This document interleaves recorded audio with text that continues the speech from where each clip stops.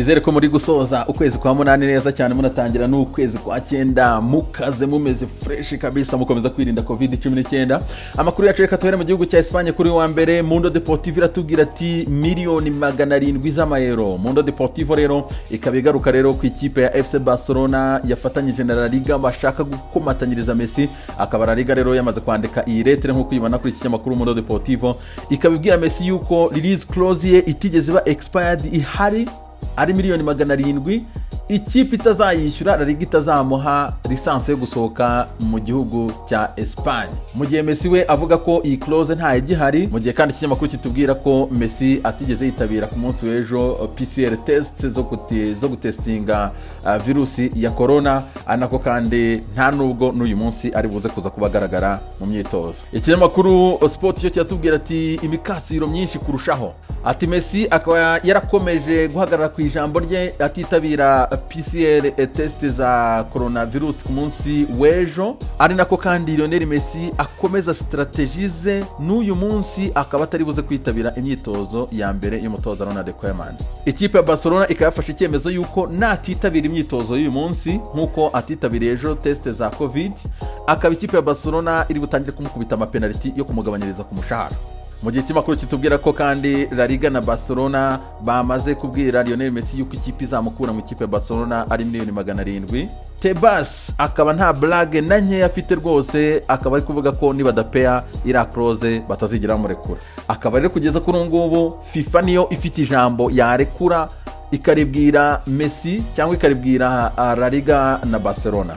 Affaire à suivre. Ikinyamakuru Sport cyatubwira yuko ikipe ya Manchester City iri kwiga uburyo izamwishyura miliyoni 750 z'amayero mu gihe cy'imyaka 5. Messi bavuga ko azajya ahembwa miliyoni 100 z'amayero, hanyuma akaba kandi azasinya imyaka 3 mu ikipe ya Manchester City ndetse n'indi 2 muri City Football Group, rero bagahita bamutwara mu ikipe ya New York City Football Club. Na amafere menshi cyane agenda azamuka kuri Messi tonyine tubikurikirana cyane. Ikinyamakuru Marca cyo cyatubwira ati ni ikihe giciro cyangahe kuri Lionel Messi. Akaba rero kuri ngobo icyo kisunga rero iyi letter yanditswe na La Liga iyi clause ya miliyoni 700 z'amayero, akaba rero wakuramo hariya Lionel Messi gusa, ariko ku ruhande rwa Messi bo bakaba bashaka kurangizanya n'ikipe ya Barcelona mu buryo bw'ubwumvikane.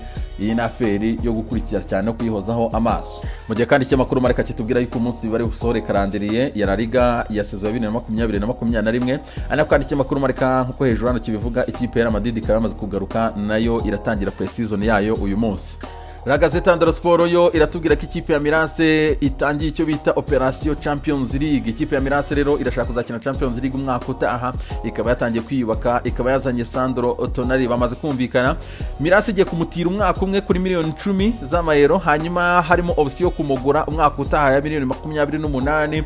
Uyu musore rero kuri miliyoni 38 bazahita bamuzana, anako kandi Ibrahimovic yasinye umwaka umwe ndetse ari butangira imyitozo uyu munsi. Ari nako kandi umutoza Apioli avuga ko umwaka utaha ambition nta zindi no gushaka umwanya wa 4. Ari nako kandi uyu munsi ari na tombora ya Europa League nkuko ikinyamakuru La Gazzetta dello Sport kibivuga. La Gazzetta kandi kakomeza tubwira yuko Antonio Conte ashaka gukoresha mediane ya Kante, Vidal ndetse na Barella, akariyo mediane azabakoresha rero muri saison itaha, ubwo agomba kugura Ngolo Kante wa Chelsea ndetse na Vidal w'ikipe ya FC Barcelona. Tutto Sport ikabitubwira yuko Chiesa ari gushakishwa cyane ikipe ya Juve yongeye kumugarukaho. Uyu musore w'ikipe ya Fiorentina mu winga ikipe ya Juve iri kumushaka. Juve ariko igomba kubanza kugurisha Douglas Costa mu ikipe ya Manchester United, anako kandi iki cyamakuru gisoza iyi nkuru kitubwira yuko Eden Dzeko ariwe ikipe ya Juve iri guhitamo par rapport ya Luis Suarez. Twekeje mu gihugu cy'Ubwongereza, ikipe ya Arsenal ikaba igiye kongera amasezerano abasore batatu. Aubameyang agomba kongera amasezerano, Maitland bashaka kumugurisha, ariko ikipe ya Arsenal kwa ko nta giciro cyiza iri kubona nayo ikaba igiye kumugumana, irifuza rwose kumugumana ikamwongera n'amasezerano. Mu gihe umuzamu Damian Martinez umuzamu w'ikipe ya Arsenal akaba nawe agiye kongererwa amasezerano n'ikipe ya Arsenal kureba ko yayigumamo.